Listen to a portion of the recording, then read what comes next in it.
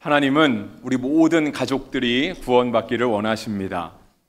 하나님께서 우리를 구원하시는 것은 단지 나 한 사람 예수님 믿고 천국 가는 것이 아니라 나를 통하여 우리의 가족도 또 우리가 알고 있는 모든 지인도 다 복음을 듣고 하나님 나라에 가게 되기를 소망하시는 그 마음으로 우리를 구원하셨습니다.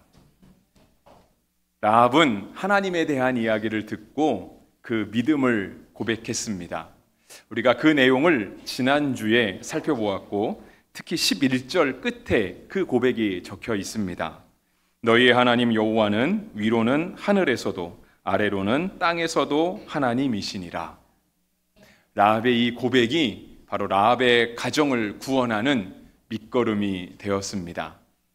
오늘 본문 말씀은 그에 대한 말씀인데요, 우리가 이 말씀을 함께 살펴보며 우리의 믿음이 단지 나 하나의 믿음으로 끝나는 것이 않고 우리 가족 모두를 구원하게 되는 말씀이 되기를 주의 이름으로 축복합니다. 또 한 가지 설교를 시작하면서 당부의 말씀을 드리는 것은 오늘이 추석 명절의 중간에 이미 들어와 있죠. 내일이 추석인데요. 그러다 보니까 우리 아이들이 함께 어른 예배에 참여하고 있습니다. 우리 어른들은 괜찮지만 우리 어린아이들은 솔직히 예배가 조금 길 것입니다.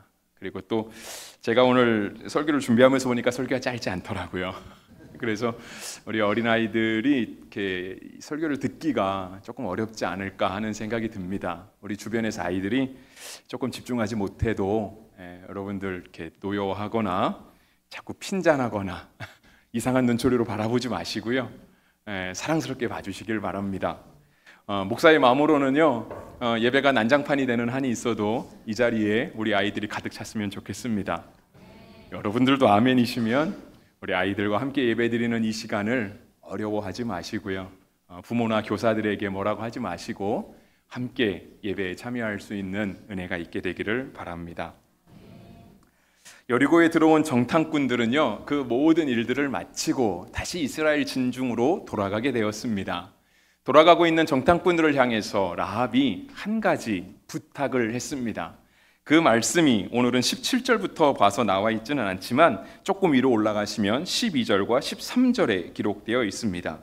그러므로 이제 청하노니 내가 너희를 선대하였은즉 너희도 내 아버지의 집을 선대하도록 여호와로 내게 맹세하고 내게 증표를 내라. 그리고 나의 부모와 나의 남녀 형제와 그들에게 속한 모든 사람을 살려주어 우리 목숨을 죽음에서 건져내라. 그러니까 라합이 다시 돌아가는 이스라엘의 정탐꾼들을 향해서 했던 부탁입니다. 그러니까 이스라엘 백성들이 이 여리고성에 들어올 때 나뿐 아니라 우리의 부모와 남녀 형제 그 가족까지도 다 구원해 주었으면 좋겠다라고 요청한 것이죠. 이것은 라합이 여리고 백성들을 배반한 것은 아닙니다. 그러니까 지금까지 라합이 여리고의 백성으로 살아가면서 나 혼자만 구원받겠다라고 민족을 배신한 것, 함께 살아가는 사람들을 배반한 것은 아니다라고 하는 것입니다. 왜 그러하냐면 우리가 지난주에 살펴본 것처럼 이 정탐꾼들이 여리고성에 들어왔을 때 그들은 라합의 입을 통해서 놀라운 고백을 들었습니다. 그 고백은 무엇이냐면 여리고에 있는 사람들이 이미 하나님에 대한 이야기를 듣고 이스라엘 백성 가운데 역사하신 하나님에 대한 이야기, 출애굽이 시작하면서 홍해물을 갈라진 것과 요단 동편 땅에 있는 두 나라를 정복시킨 일을 여리고 사람들이 이미 듣고 간담이 녹았다 했습니다. 정신을 잃었다라고 하는 표현도 나와 있죠. 그것이 9절과 11절에 나와 있습니다. 그러니까 라합 혼자만이 들은 게 아니고요, 여리고 사람들은 이미 다 하나님에 대해서 간담이 녹을 만큼 충분히 들었습니다. 그리고 정탐꾼들이 라합의 집에 들어갔을 때, 그래서 이제 라합을 기생이라고 표현하고 있잖아요. 그러니까 이 정탐꾼들이 자신의 신분을 숨기기 위해서 들어가기 가장 좋은 것이 그러한 기생집이었지 않았을까 하는 거예요. 그런데 이렇게 라합의 집에 정탐꾼이 들어갔을 때요, 바로 이어서 어떤 사람이 왕에게 가서 알립니다. 정탐꾼이 들어왔다고. 그랬더니 그 고변을 들은 왕은 바로 사람을 보내죠. 어디에 있는지 몰라서 그냥 군인들과 경찰들을 푸른 게 아니고요, 라합의 집을 꼭 집어서 거기에 갔습니다.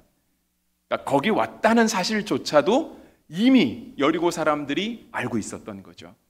그리고 왕이 지금 막 사람들을 보내서 정탐꾼을 찾고 있잖아요. 그러니까 아마 여리고 성 내에 이스라엘 사람들이 가까이 왔다, 정탐꾼이 들어왔고 좀 있으면 이스라엘 백성이 올 거다라고 하는 이야기들은 라합만이 아니라 이미 여리고성 사람들이 충분히 들은 이야기라고 하는 것입니다. 그런데 그 가운데 라합은 정탐꾼을 맞아들였고요, 또 용기를 내어서 그들을 숨겨 주었습니다. 그리고 하나님에 대한 믿음을 고백하며 그들이 다시 이스라엘 진중으로 돌아갈 때 우리 가족을 좀 구원해 달라 그 부탁을 했던 것이죠. 라합은 정탐꾼들과 함께 그러한 시간들을 보냈습니다. 라합도 하나님을 향해 믿음 고백했고요, 자신의 가족들도 구원해 줄 것을 요청했습니다. 그러면 이제 라합은 뭘 해야 될까요? 나도 구원받았고 우리 가족도 특별한 일이 없으면, 이제 오늘 본문에도 그게 나오잖아요. 허물이 없게 했으면 좋겠다. 허물이 없게 했으면 좋겠다는 뜻은 뭐냐면, 오늘 라합이 요청한 이 가족의 구원에 대한 이야기를 우리가 서로 더 명확하게 하면 좋겠다. 행여나 오해가 없도록, 나중에 딴말하지 않도록 그 허물이 없게 명확하게 했으면 좋겠다라고 지금 이야기하고 있는 것이거든요. 그러면 이제 더 이상 라합은 할 일이 없는 것이 아닌가라고 생각할 수 있습니다. 요청할 거 다 요청했으니까, 확실히 할 거 다 확실히 했으니까 말이죠. 그런데 라합의 할 일이 없는 것은 아닙니다. 14절 말씀을 보시면은요, 이렇게 기록이 되어 있는데요, 그 사람들이 그에게 이르되 내가 우리의 이 일을 누설하지 아니하면 우리의 목숨으로 너희를 대신할 것이요 여호와께서 우리에게 이 땅을 주실 때에는 인자하고 진실하게 너를 대우하리라. 그러니까 라합의 요청에 대해서 정탐꾼들이 대답한 말입니다. 너 라합은 이 일을 누설하면 안 된다. 만약에 당신이 이 일을 누설하면 우리가 와서 행여나 너희 가족을 구원하지 못한다 할지라도 우리에게 허물은 전혀 없을 것이다 라고 얘기를 하는 거예요. 그러니까 라합에게 주어진 사명은 뭐냐면, 이 정탐꾼들을 만난 이야기를요 누설하면 안 되는 겁니다.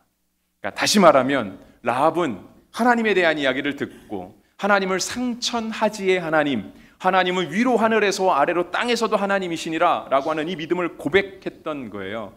그 믿음을 굳게 붙들어야 하는 겁니다. 여러분, 지금 라합과 정탐꾼은 함께 얼굴을 보고 마지막 인사를 하고 있습니다. 마지막 인사를 하는 장면에서 라합도 그렇게 얘기할 수 있고 정탐꾼도 얘기할 수 있습니다. 마지막 인사니까 우리가 지난 우리의 만남을 소중히 여기자, 내가 당신과의 약속을 어기지 않겠다, 오랫동안 기억하겠다라고 말할 수 있습니다. 내 눈에서 멀어지면 마음도 멀어질 수 있잖아요. 정탐꾼이 돌아갔어요. 라합은 혼자 남았습니다. 라합은 비록 혼자 남았어도 그 믿음을 지켜야 되는 거예요. 여리고 사람들 중에 라합처럼 하나님을 향한 믿음을 고백하는 사람이 있었을까요? 있었다라고 한다면 여리고가 정복당할 때 죽지 않았겠죠. 라합밖에 없었습니다. 혼자만 믿는 거예요. 근데도 믿음은 지켜야 하는 겁니다. 아까도 말씀드렸지만 정탐꾼이 들어왔을 때 누군가가 가서 왕에게 고변을 했고요, 왕은 바로 군인들과 경찰들을 보낼 정도였습니다. 그런데 그들도 나중에는 시간 지나면 알지 않겠습니까? 아, 정탐꾼들 다 갔나 보다. 왜냐면 정탐꾼들의 활동이, 그러니까 소위 말해서 스파이의 활동이 눈에 띄지 않으면 그들도 정탐꾼들이 돌아갔다 여기지 않겠습니까? 근데 만약에 여리고가 정상국가라고 한다면 스파이가 들어왔다가 나갔어요. 그 다음에 나라의 정책을 어떻게 가져가야 되죠? 그냥 갔으니까 이제 편안하게 발 뻗고 자면 됩니까? 안 되죠, 그죠? 그들의 침략을 대비해야 될 거잖아요. 우리가 더 어떻게 하면 이 어려움들을 크게 발전시키지 않고 나라의 안정적으로 운영해 갈 수 있을까? 그러니까 아마 모르긴 몰라도 경계가 더 강화됐겠죠. 외부인들이 함부로 여리고를 침입하지 못하게 했을 것이고요, 내부적으로도 정신무장을 더 강화하지 않겠습니까? 우리 예전에 했던 것처럼 간첩 신고하면 포상금 주는 것처럼 막 거리 구석구석에 표가 붙어 있고 그렇게 정신무장들을 더 강화해 갔을 겁니다. 그런데 라합 혼자 남은 거예요. 그 성 안에 경계가 더 강화되고 마음이 더 강팍해지고 어려워지는 그 상황 속에 라합 혼자만이 믿음을 지키며 남은 겁니다. 근데 라합이 할 일은 무엇이냐면 그 믿음을 지키는 겁니다. 여러분, 혹시 가정 가운데 혼자 믿으시는 분 있으십니까? 명절에 가도 믿는 사람 아무도 없고, 아니면 많은 사람이 믿는다 할지라도 아직도 안 믿는 사람이 있어서 믿음대로 예배 드리기 어렵고 그래야 하는 가족들이 있다라고 하시면, 여러분 혼자이라 할지라도 믿음을 지키시게 되기를 바랍니다. 라합은 믿음을 지켰거든요. 라합은 끝까지 그 믿음을 지키며 하나님 앞에 구원을 향하여 늘 나아갔습니다. 우리가 이렇게 믿음을 지키기 어려울수록 우리가 해야 될 것이 있습니다. 그것은 무엇이냐면 우리의 영혼의 닻을 주님께 내리는 것입니다. 배가 닻을 내리면 그 지역에 정박해 있을 수 있습니다. 그러니까 움직이지 않을 수 있죠. 파도가 아무리 이렇게 저렇게 몰아쳐도 닻을 깊이 내리고 있으면, 굵은 닻이고 무거운 닻이면 닫힐수록, 그리고 닻이 깊이 박히면 깊이 박힐수록 배는 더욱더 안정적으로 머무를 수 있습니다. 그래서 히브리서 6장 19절은 우리 가운데 이렇게 말씀합니다. 우리가 이 소망을 가지고 있는 것은 영혼의 닷 같아서 튼튼하고 견고하여 휘장 안에 들어가나니. 새한글 성경은 이렇게 번역했습니다. 우리에게 있는 그 희망은 영혼의 닷과 같아서 안전하고 확실합니다. 나눔막의 안쪽으로 들어가는 희망입니다 라고 했습니다. 그러니까 우리가 우리의 믿음을 말씀 위에 성령님 안에 굳게 뿌리 박고 있으면 그것이 우리로 하여금 안전하게 지켜준다라고 하는 것입니다. 그리고 우리로 하여금 더 깊은 그 휘장의 안쪽으로, 나눔막의 안쪽으로 들어간다. 그것은 주님과 더 깊은 교제 가운데, 주님의 약속 가운데 더 깊이 들어간다라고 하는 것입니다. 언제? 우리의 영혼의 닻을 성령님께 깊이 내리고 그 안에 안전하게 머물 때 우리로 하여금 주님과의 더 깊은 만남, 그 깊은 교제 가운데로 이끌어 주시겠다라고 약속하십니다. 그리고 이어서 본문 이제 오늘 17절로 들어오죠. 20절까지 이렇게 이야기합니다. 아까도 읽었지만 제가 다시 읽어드리겠습니다. 그 사람들이 그에게 이르되 내가 우리에게 서약하게 한 이 맹세에 대하여 우리가 허물이 없게 하리니 우리가 이 땅에 들어올 때에 우리를 달아내린 창문에 이 붉은 줄을 메고 내 부모와 형제와 내 아버지의 가족을 다 내 집에 모으라. 누구든지 내 집 문을 나가서 거리로 가면 그의 피가 그의 머리로 돌아갈 것이요 우리는 허물이 없으리라. 그러나 누구든지 너와 함께 있는 자에게 손을 대면 그의 피는 우리의 머리로 돌아오려니와 내가 우리의 이 일을 누설하면 내가 우리에게 서약한 맹세에 대하여 우리에게 허물이 없으리라 하니. 라합에게 해질 두 번째 일이 있었다. 첫 번째는 이제 믿음을 지키는 거죠. 주변이 아무리 강팍해지고 어려워져도, 정탐꾼이 눈에 안 보여도, 비록 혼자라 할지라도 믿음을 지키는 것. 두 번째는 뭐냐면 가족들을 불러 모으는 것입니다. 그러니까 이제 이스라엘 백성이 오는 날 있잖아요. 이스라엘 백성이 오는 날. 그러니까 18절에 이해하죠. 우리가 이 땅에 들어올 때에, 그러니까 정탐꾼이 돌아가서 여호수아와 그 모든 이스라엘 백성들이 이제 여리고를 향하여 들어올 그때에, 그때는 여리고와 전쟁이 있지 않겠습니까? 여러분, 전쟁이 일어난다 치면 전쟁은 없어야 될 텐데요. 만약에 우리 주변에서 아니면 우리가 살아가는 이 나라에서 전쟁이 일어난다라고 하면 여러분 어디로 가시겠습니까? 아마 어디로 갈지는 잘 몰라도, 우리는 부산이니까 좀 안전할지 몰라도 적어도 흩어진 가족들은 다 불러 모으려고 할지 않을지 모르겠습니다. 왜냐하면 재난이 닥치고 어려운 일이 닥치면 닥칠수록 가족들과는 함께 있잖아요. 가족들과 함께 있어야 그나마 행여나 우리가 전쟁에 피해를 당한다 할지라도 같이 당하고, 안전하게 보호받아도 같이 보호를 받고, 그게 이제 가족의 힘 아니겠습니까? 그러니까 이제 이스라엘 백성들이 여리고를 향해 들어올 때요, 가족들이 아마 한 집에, 특히 이제 라합의 집에 모여 있는 것 자체는 그렇게 어렵지는 않았을 것 같습니다.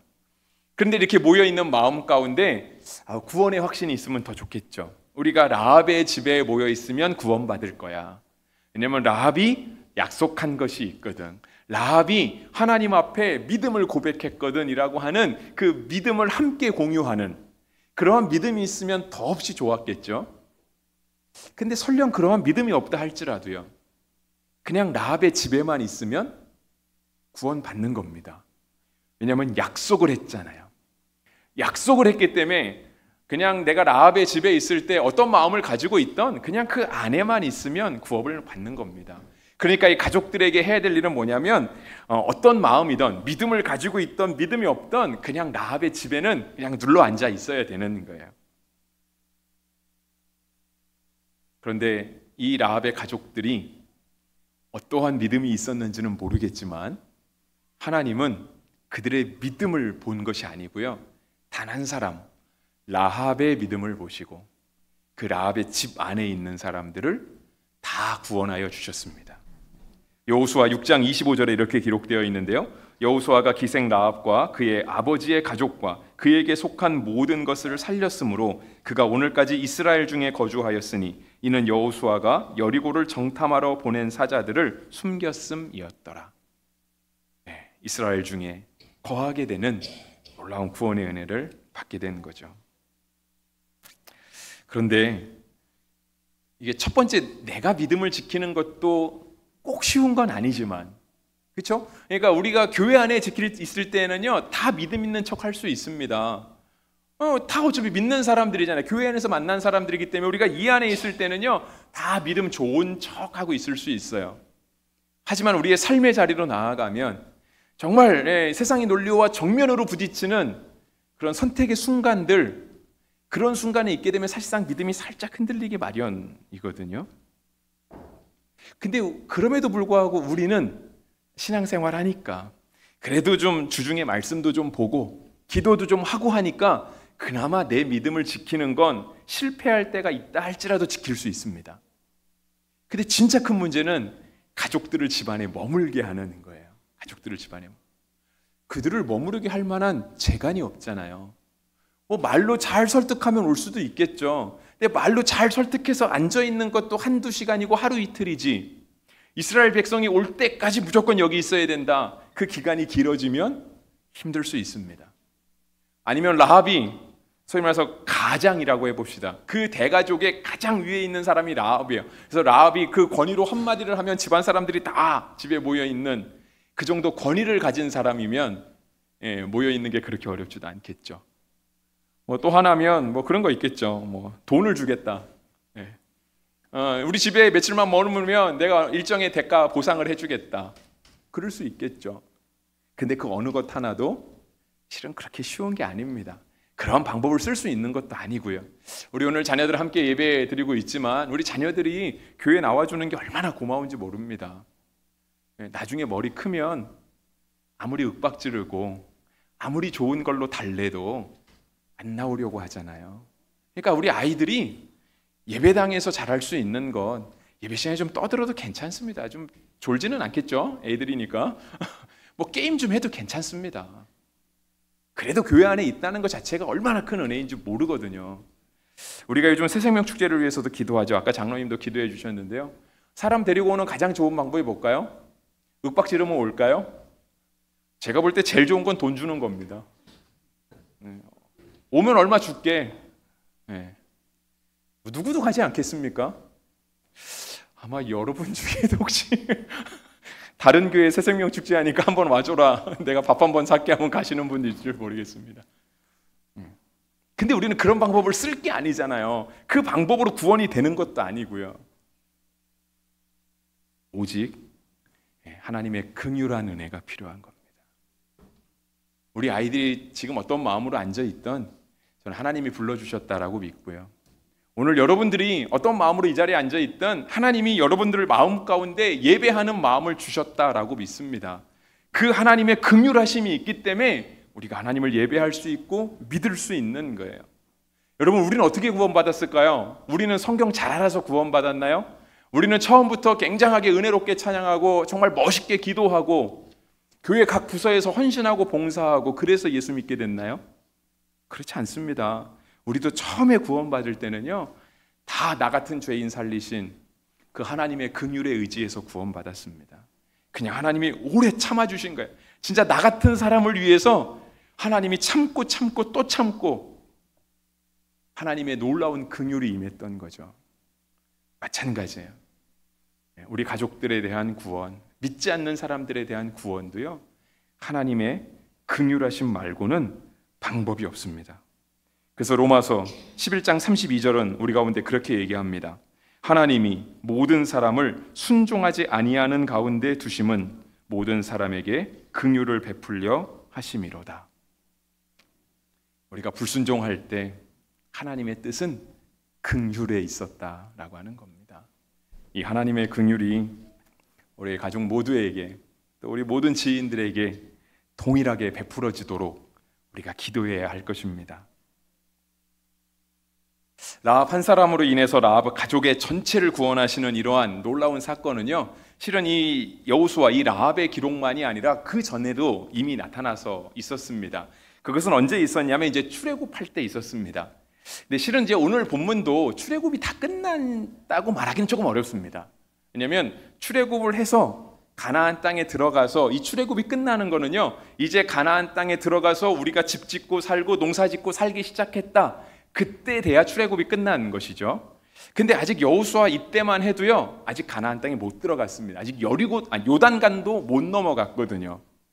그러니까 아직은 출애굽의 한 과정 중에 있다라고 얘기할 수 있는데요, 실은 한 사람의 믿음을 가지고 그 가족 전체를 구원하신 일은 출애굽이 시작할 때, 그때부터 있었다라고 하는 거예요. 하나님께서 이스라엘 백성들을 구원하실 때 애굽의 재앙들을 내리시잖아요. 총 10가지 재앙을 내리시죠. 마지막 재앙이 모든 장자, 짐승도 마찬가지고요, 모든 초태생이 다 죽는 거였습니다. 그것은 이스라엘 집도 마찬가지고 애굽 집도 마찬가지고 사람도 그렇고 짐승도 마찬가지로 다 하나님이 정하신 그날에 초태생은 죽는 것이었습니다. 그것이 출애굽기 12장 12절로 13절에 기록되어 있습니다. 내가 그 밤에 애굽 땅에 두루다니며 사람이나 짐승을 막론하고 애굽 땅에 있는 모든 처음 난 것을 다 치고 애굽의 모든 신을 내가 심판하리라. 나는 여호와라. 내가 애굽 땅을 칠 때에 그 피가 너희가 사는 집에 있어서 너희를 위하여 표적이 될지라. 내가 피를 볼 때에 너희를 넘어가리니 재앙이 너희에게 내려 멸하지 아니하리라. 하나님께서 모든 초태생을 죽이겠다고 하시는 말씀은요, 하나님이 인정사정도 안 보시고 무조건 다 죽이겠다는 잔인한 게 아니라 하나님이 생명의 주권자시라는 걸 보여주시는 거예요. 여러분, 세상에 어떤 신이 사람이고 짐승이고 막론하고 그 첫째만을 골라 죽일 수 있겠습니까? 이것은 그 사람을 첫째로 나게 하신 하나님만이 가능한 거거든요. 하나님이 생명의 주권자, 바로 이 사실을 보여주는 것이 모든 초태생의 죽음이었습니다. 근데 이러한 죽음의 재앙 가운데 하나님이 살아날 수 있는 길을 제시하시죠. 하나님의 구원의 길을 베푸세요. 그것은 무엇이냐면 1년 된 숫 양을 잡아서 그 피를 문에다가 바르는 것이었습니다. 그리고 그 피가 문에 발라져 있으면 죽음의 사자가 그 집을 넘어가는 것, 곧 유월하겠다. 이제 유월절이 여기서 시작되는 거죠. 하나님의 구원의 길이었습니다. 이스라엘 집도 피만 바르면 죽음의 사자가 넘어갔고요, 애굽 집도 넘어갔습니다. 가축이 외양간에 있지 않고 집 안에 들어와 있으면 가축도 살아났고요, 밖에 있으면 가축도 죽었습니다. 이스라엘 백성들은 다 믿음을 가지고 피를 발랐을까요? 물론 그랬을 것이라고 우리는 믿고 싶죠. 혹시 애굽 사람 가운데 그냥 우리도 발라볼까? 사람들이 얘기하고 다니던데 그래도 안 죽으면 좋잖아, 이 믿음으로, 아니면 어쩔 수 없고, 행여나 그 믿음으로라도 피를 바르면 사는 겁니다. 믿음이 있던 없던 하나님 말씀에 순종해서 피만 바르면 그 집에 있는 사람들, 행여나 가족의 동의를 얻었던 동의를 얻지 못했던 그 집 안에 있으면 다 구원받았다라고 하는 겁니다. 바로 그 피를 바르는 한 사람의 믿음이 그 집 전체를 구원하신 것이죠. 이러한 이야기가 구약에만 있지 않고요, 신약에도 있습니다. 사도행전 16장에 기록되어 있는데요, 바울이 2차 선교여행을 다닐 때 빌립보 지역에 이르렀습니다. 갔더니 마침 한 귀신 들린 여종이 있었습니다. 근데 이 귀신 들린 여종이요, 사람들에게 점을 쳐주는 거예요. 그러니까 사람들을 찾아오고 하면 귀신이 들렸으니까 이렇게 뭐 앞날도 예견해주고 마음도 좀 위로해주고 뭐 그런 일을 했던 거죠. 그러다 보니까 이게 여종이라고 했으니 그 여종이 주인이 있지 않겠습니까? 주인에게 금전적인 이익이 생기는 거예요. 그러니까 점 쳐주고 복채받고. 근데 이제 바울이 복음을 전하러 빌립보에 들어갔더니 이 귀신 들린 여종이 자꾸 바울을 따라다니면서 귀찮게 구는 거예요. 바울이 한마디 하면 옆에서 한마디 하고, 계속 맞장구 쳐가면서 때로는 대적하면서 그렇게 바울의 복음 전파를 방해했던 거죠. 바울이 참다 어느 날 이 귀신 들린 여종의 귀신을 쫓아내었습니다. 이 여종은 치료받았죠. 근데 이 여종이 치료받은 것이 불편한 사람이 있습니다. 주인. 더 이상 금전적인 수익이 끊어지게 되었잖아요. 더 이상 없게 된 거잖아요. 그러니까 원래는 여종이라고 해도 이 여종이 치료받은 것에 대해서 그 누구보다 주인이 기뻐해야 되는데, 주인이 금전적인 그 줄이 끊긴 걸 보고 도리어 바울과 실라를 고소합니다. 그래서 옥에 갇히게 하죠.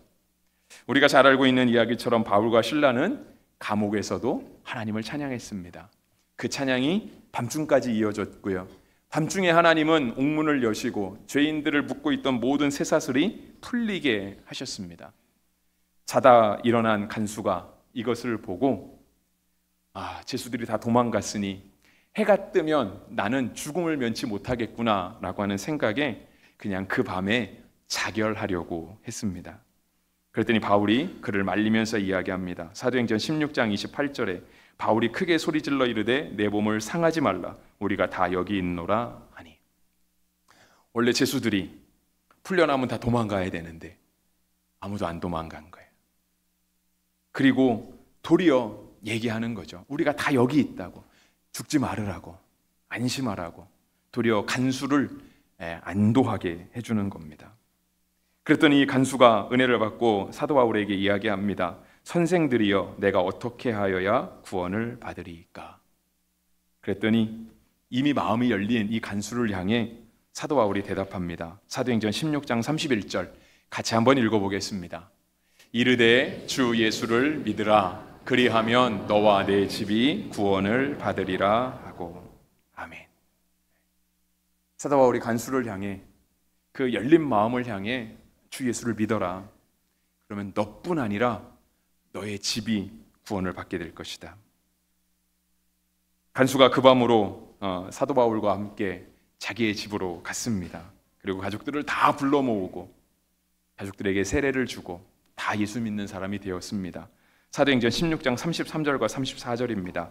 그 밤 그 시각에 간수가 그들을 데려다가 그 맞은 자리를 씻어주고 자기와 그 온 가족이 다 세례를 받은 후 그들을 데리고 자기 집에 올라가서 음식을 차려주고 그와 온 집안이 하나님을 믿음으로 크게 기뻐하니라. 한 사람의 믿음이었는데 그 가족 모두가 구원받는 놀라운 역사가 일어나게 된 것이죠. 하나님은 우리 가정을 구원하시기를 기뻐하십니다. 오늘 나의 믿음이, 여러분의 믿음이 가족을 구원하는 출발점입니다. 설교 마무리하겠습니다. 라합의 부탁을 받은 정탐꾼들이 이제 돌아가려고 합니다. 근데 이제 돌아가려고 할 때 이 정탐꾼들이 라합에게 약속을 하나 하자고 합니다. 그것은 무엇이냐면 우리가 지금 창문으로 통해서 이렇게 내려가는데 이 우리가 내려간 이 창문에다가 빨간색 줄은 하나 메어 놓으면 좋겠다라고 얘기를 하죠. 그러면 라합의 얼굴을 아는 사람은 정탐꾼밖에 없지 않습니까? 그리고 심지어 라합의 얼굴을 아는 정탐꾼이라 할지라도 그 가족들의 얼굴은 모르지 않습니까? 그러니까 빨간색으로 딱띠 하나 매 놓으면 이 집은 당신의 집인 줄 알고 우리가 이 집은 공격하지 않고 구원하겠다. 이 집에 있는 사람은 당신이 아니라 할지라도 다 구원해 주겠다라고 약속을 했습니다. 여러분, 꼭 색깔이 중요한 것은 아닙니다. 그런데 이제 이 붉은 줄에 대해서요, 새 번역은 홍색 줄이라고 번역을 했고요, 공동 번역은 분홍줄이라고 번역을 했습니다. 그리고 제가 자주 인용하는 얼마 전에 완간된 새한글 성경은요, 짙은 붉은색 끈이라고 했습니다. 그러니까 새한글 성경은 붉은색을 더 강조한 거죠. 짙은 붉은색 끈. 왜 붉은색 끈일까요? 예수님의 보혈입니다. 우리는 구원의 날까지 예수님의 보혈을 의지해야 합니다. 그 보혈의 공로를 힘입어야 되는 거예요. 여러분, 우리가 알고 있는 성을 한번 생각해 보세요. 성벽이 다 똑같지 않습니까? 성벽에다가 벽화를 그렸을 리는 없잖아요. 그러니까 밖에서 보면 그냥 다 회색 벽, 그냥 흙과 비슷한 그 벽이 쭉 다 있을 거예요. 근데 그 중에 라합의 집이 어딘지 어떻게 알겠습니까? 심지어 정탐꾼이 그 창문을 통해서 도망갔다 할지라도 시간이 지난 다음에 다시 와서 저 창문이 내가 도망한 그 창문이야, 구별하기가 쉽지가 않겠죠. 그러니까 이 정탐꾼들이 얘기한 거예요. 붉은색 끈을 매달아라. 죽음의 사자가 애굽 땅을 돌아다닐 때 어린 양의 피를 발라라. 우리도 마찬가지인 거예요.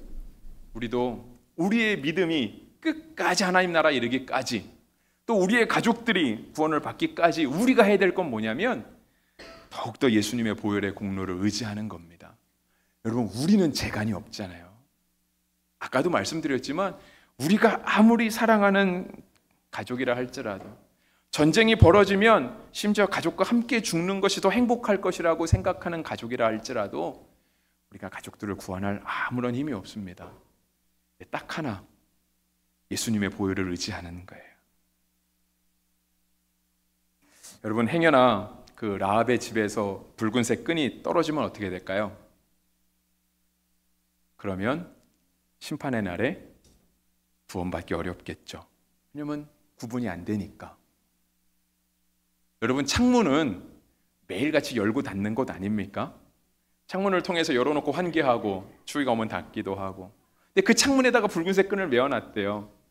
살다 보면 떨어질 수도 있지 않겠습니까? 이거 여기다 또 왜 걸어놨어, 걸리적거리게. 누가 치울지도 모르고요. 근데 그거 떨어지면 어떻게 되죠? 떨어지면 죽는 겁니다. 떨어지면 구원의 날에 구원받지 못하는 겁니다.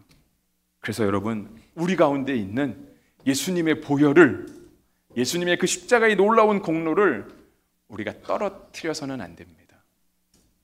심지어 우리 가운데 어떤 분들 이미 그 붉은 끈이 떨어져 있는지도 모르고 살아가는 분이 있다라고 한다면 다시 그 십자가의 보혈을 의지하게 되기를 주의 이름으로 축복합니다. 라합은 예수님의 보혈을 굳게 붙잡았습니다. 그리고 라합으로 인해서, 그 예수님의 보혈을 굳게 붙잡은 라합으로 인해서 그 집은 구원받았습니다. 여러분, 라합은 그러면 우리도 구원받았다고 하면 우리처럼 구원받은 수많은 사람 중에 한 명이었을까요? 성경은 그렇게 기록하고 있지 않습니다. 마태복음 1장 5절과 6절은 이렇게 기록하고 있습니다. 살모는 라합에게서 보아스를 낳고, 보아스는 루색에서 오벳을 낳고, 오벳은 이새를 낳고, 이새는 다윗 왕을 낳으니라. 우리가 잘 알고 있는 다윗 왕, 우리나라 왕도 아닌데 이스라엘의 왕을 우리가 알고 있는 왕이 있다고 하면 다윗 왕 있지 않습니까? 그 다윗 왕의 고조 할머니가 되는 놀라운 역사적 인물이 바로 이 기생 라합입니다. 그리고 이 족보는 마태복음 1장에서 계속해서 흘러갑니다. 그리고 이렇게 마칩니다. 마태복음 1장 16절, 그리스도라 칭하는 예수가 나시니라. 라합을 통해서, 그 믿음을 통해서 가족이 구원받으면 물론이고요, 하나님께서 그 라합의 가문을 사용하시는 거예요. 다윗의 자손을 가문을 활용하시는 것처럼 이 기생 라합의 가문을 사용하셔서 그리스도가 나게 하시는 놀라운 은혜를 베푸신 것이죠. 예수님을 굳게 붙드시기를 바랍니다. 그 보혈을 멈추지 않게 하시기를 바랍니다. 주님이 우리 가운데 말씀하십니다. 주 예수를 믿으라. 그리하면 너와 내 집이 구원을 받으리라. 기도하겠습니다.